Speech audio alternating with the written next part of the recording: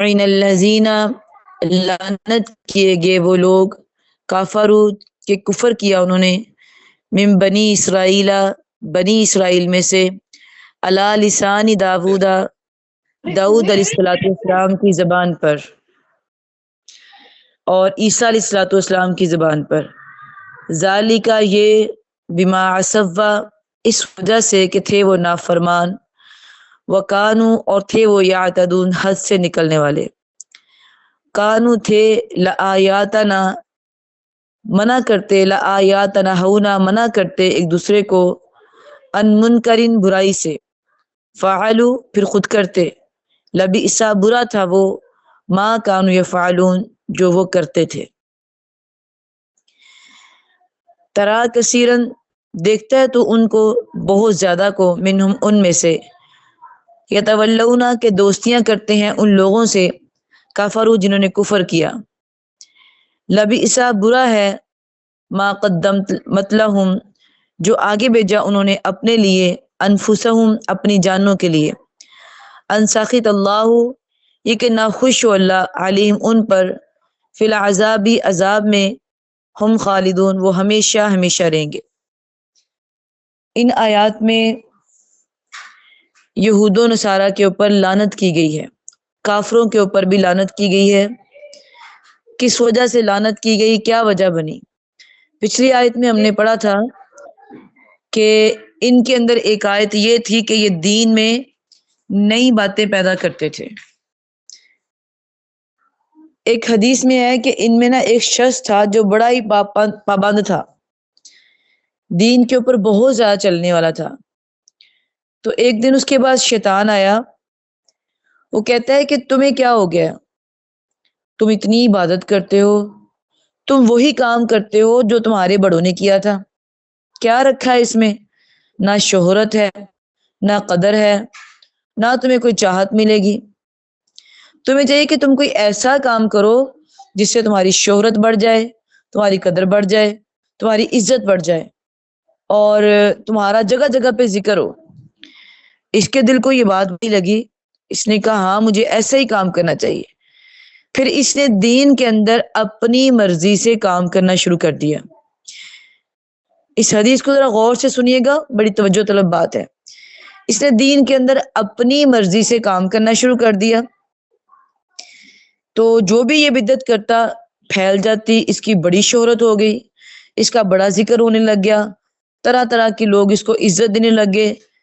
اب جب یہ اس کی بنائی ہوئی بدعت جو تھی نا وہ پھیلتی گئی، ملکوں میں پہنچ گئی، صرف اس کے ملک میں نہیں رہ گئی، ملکوں میں، دوسرے ملکوں میں پہنچ گئی، جگہ جگہ پھیل گئی۔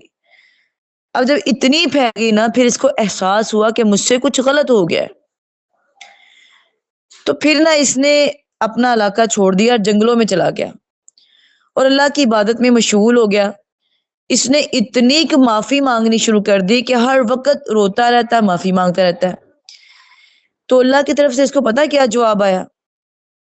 اللہ کہتے ہیں کہ اگر صرف تو نے میری نافرمانی کی ہوتی نا، صرف تو نے میری نافرمانی کی ہوتی تو میں تجھے معاف کر دیتا، لیکن تو نے اتنے لوگوں کو بگاڑ دیا، لوگوں کو اپنی برائی کے پیچھے لگا لیا، بدعت کے پیچھے لگا لیا، ان کو گمراہ کر کے غلط راستے پہ لگا دیا، جس راہ پر چلتے چلتے وہ مر بھی گئے۔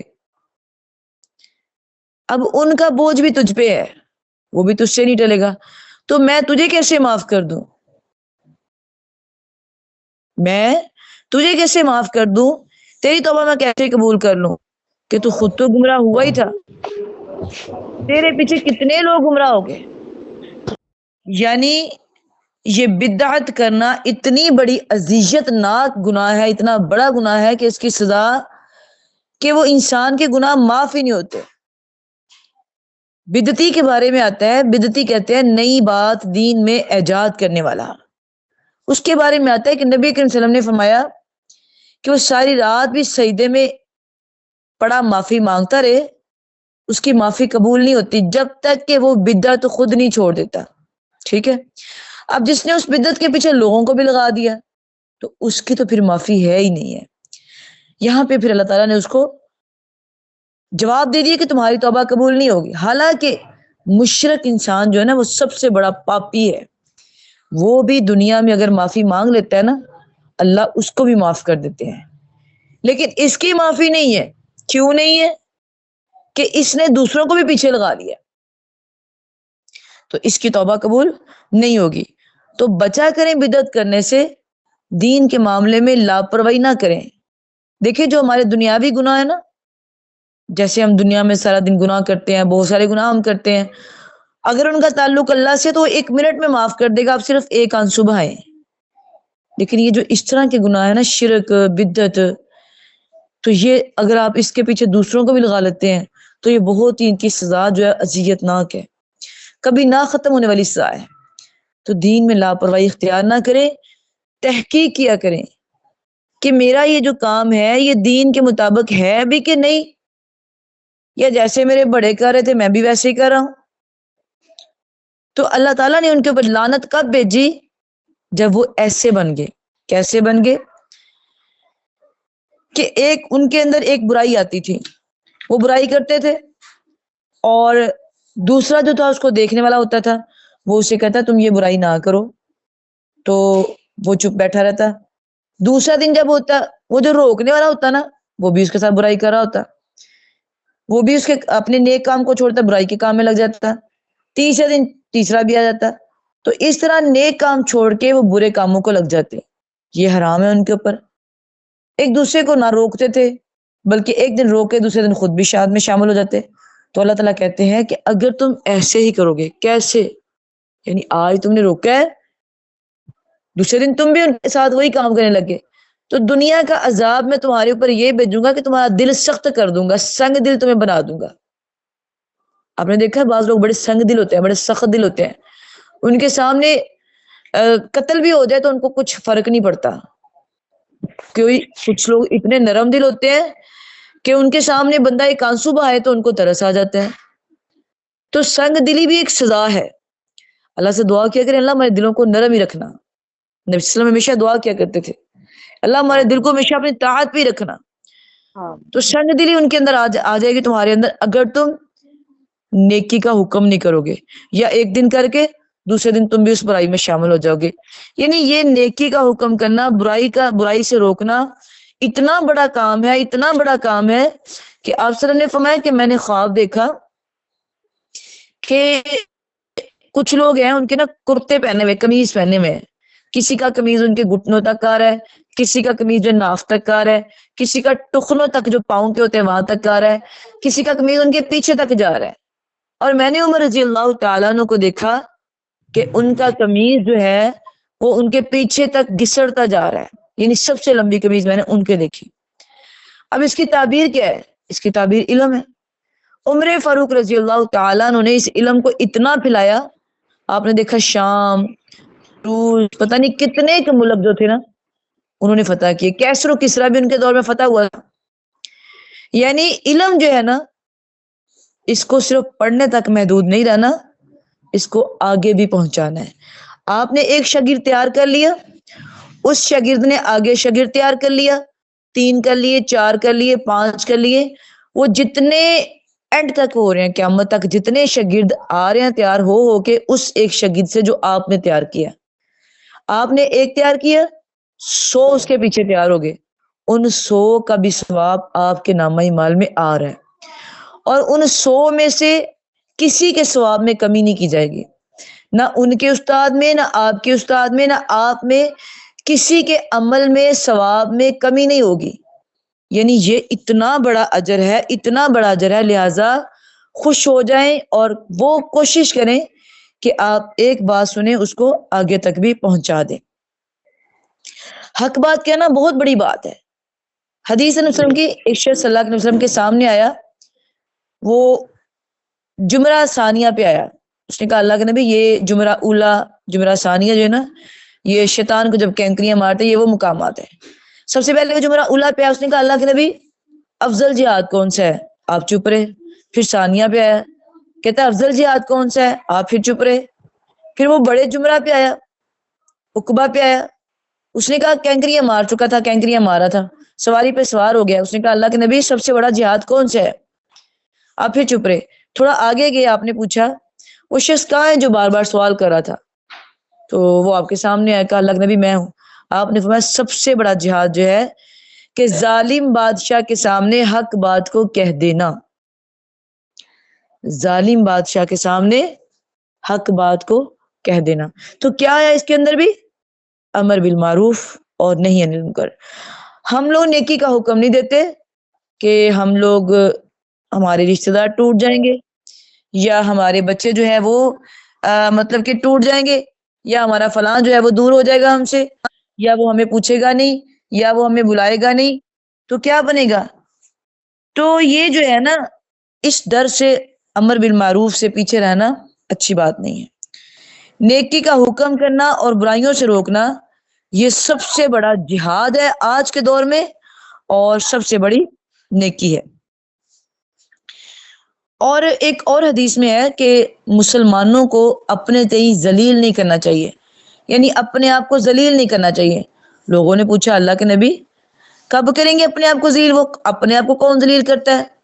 آپ نے فرمایا ایسی باتوں کو اپنے سر میں لینا جن کی تمہارے اندر برداشت کی طاقت نہ ہو۔ اب اس سے مراد کیا ہے؟ اس سے مراد یہ ہرگز بھی نہیں ہے کہ آپ نیکی کا حکم نہ دیں، آپ برائی سے نہ روکیں، یہ نہیں ہے اس سے مراد۔ اس سے مراد یہ ہے کہ آپ وہ کام نہ کریں جو کہ شریعت میں نہیں ہے، جو کہ دین میں نہیں۔ جیسے کہ مثال کے طور پہ کچھ لوگ جو ہے نا وہ برائیوں کے کام کرتے ہیں دین کے اندر، جیسے یہ فوت ہو جاتا ہے کوئی، کسی کا جو ہے وہ خامد فوت ہو گیا، یا کوئی بیٹا فوت ہو گیا، یا کوئی بہن بھائی فوت ہو گئے۔ اب کچھ لوگ ایسے بھی ہیں جن میں یہ رسمیں ہیں کہ اگر کوئی فوت ہو گیا نا، مثال کے طور پہ نند ہے، اس کی ساسو ماں فوت ہو گئی نا، تو اب جو بھابھی ہے، بھائی ہے نا، یا والدین ہے اس کے، انہوں نے اپنی نند کے لیے، اپنی اس بیٹی کے لیے کپڑے بھی لے کے جانے ہیں، گولڈ کی چیزیں بھی لے کے جانی ہیں، اور اس طرح کی بہت ساری چیزیں لے کے جانی ہیں فوتگی پہ، شادی پہ نہیں، فوتگی پہ۔ مزاحیہ بات بھی ہے یہ، بندہ پوچھے کہ یہ جو چیزیں آپ لے کے جا رہے ہیں، یہ اس طرح کی چیز تو بندہ تب بھی دیتا ہے نا۔ تو یہ ساری باتیں جو ہے نا، مطلب کہ بدعات ہے جو بنائی ہوئی ہے، دین سمجھ کے کرتے ہیں لوگ، رسمیں سمجھ کے نہیں کرتے۔ اب جب کہ وہ یہ سارے کام کرے گا، اس میں کیپیسٹی بھی نہیں ہے، اتنی ہمت بھی نہیں ہے، استطاعت بھی نہیں ہے، اب وہ ان کاموں کو کرتا ہے، ان کے لیے وہ پیسے مانگتا ہے، ان کے لیے کچھ مانگتا ہے، کبھی ادھر سے کبھی ادھر سے، تو وہ کیا کرتا ہے؟ اپنے آپ کو ذلیل کرتا ہے۔ سیدھی سی بات ہے، حق بات کہہ دیں، اس کی بیٹی کا کوئی گھر نہیں ٹوٹے گا، وہ کہہ دیں یہ سارے کام شریعت میں نہیں ہے تو میں نے نہیں کرنے، یہاں آپ کو حکم دیا جا رہا ہے۔ اب اس کی مثال میں ایسے دیتی ہوں کہ یہ کام اگر جائز ہوتے نا، یہ سارے کام، یہ کل ہو گئے، یہ 40واں ہو گیا، یہ 20 دن بعد جو ختم ہوتا ہے، یا جو 11ویں کا جو ختم ہوتا ہے، یا جو پتہ نہیں کون کون سے ہوتے ہیں، اگر یہ سارے کام جائز ہوتے نا تو ان کی ایک لمٹ ہوتی، ان کا ایک وقت مقرر ہوتا، ان کا ایک طریقہ کار بتایا جاتا ہے حدیث میں، لیکن حدیث میں تو ان کا نام ہی نہیں ہے۔ اب یہ کل کرنے والے، یا جو 40ویں کرنے والے ہیں، یا جو ختم دینے والے ہیں، یا آپ ربیع الاول دیکھ لیں، ہر سال ایک نئی بات اس کے اندر موجود ہوتی ہے، اگر شریعت میں ہو تو نئی بات نہ آئے۔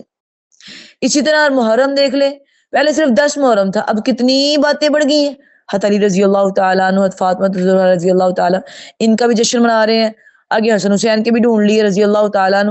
مطلب یہ ساری باتیں پہلے نہیں تھی، اگر ہوتی تو یہ دین میں نہ آتی، ہے ہی نہیں تھی۔ اسی طرح کل کرنے والے، 40واں کرنے والے، 40واں 40 دن بعد کرنا ہوتا ہے، وہ 30 دن ہی کر لیتے ہیں۔ اگر یہ شریعت میں ہوتا تو اس کی جگہ کیسے بدلتی، اس کا ٹائم کیسے بدلتا ہے؟ جیسے فجر جو ہے وہ ہم فجر ٹائم میں پڑھتے ہیں، کبھی ہم رات کو فجر نہیں پڑھ کے سوتے کہ صبح ہماری آنکھ نہیں کھلے گی۔ تو یہ جو دین ہوتا ہے نا، یہ بدلتا نہیں ہے، یہ اپنی جگہ پہ رہتا ہے، یہ اتنا ہی ہوتا ہے جتنا حدیث میں ہے، آگے پیچھے بھی نہیں ہوتا اور چینج بھی نہیں ہوتا، یہ اتنا ہی رہتا ہے۔